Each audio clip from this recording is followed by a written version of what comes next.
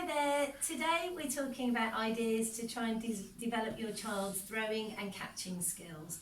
This might start with your child when they're very young. You can maybe get them to sit with their legs out, maybe they might need a little bit of support, but just practicing rolling a ball to and fro with your child just to get them used to that sort of action.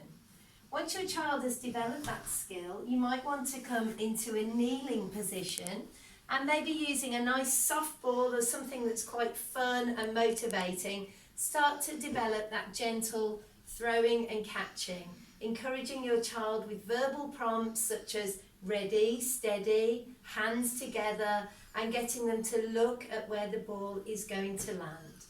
Once they've developed that skill and they're becoming more confident, you can maybe try working in high kneeling. This is a good position to develop the muscles around the core and around the hips, and you might want to just get a little bit more, another ball that's a little bit smaller, start to make it a little bit more challenging for them, maybe throwing the ball a little bit more quickly, or starting to maybe throw it gently out to the side, just to challenge it up a little bit. Once they're confident with those types of skills, they can move on to some more difficult challenges. I'm going to hand you over to Erin because she has some more ideas to show you. Okay, so particular target games that you could practice. So I've got some Skittles set up here. So to make it a little bit easier, you could aim with a beanbag to start with and then perhaps go on to using a ball. Your child may have a preferred hand, and over time the dominance should be established. But don't worry if it's not, just keep giving them opportunities to practice with both hands. So I'll aim, yay!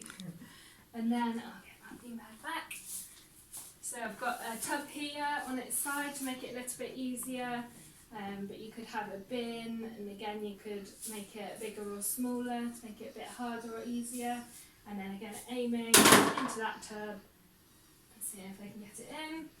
Making it a bit harder, so standing up and aiming at a wall. So this could be a wall outside, or you could pop something on it like we've done, and you could do an underarm throw, or you could do an overarm throw, and practicing the catching as well when it comes back off the wall. Okay, there's just some ideas for you. Hopefully that helps.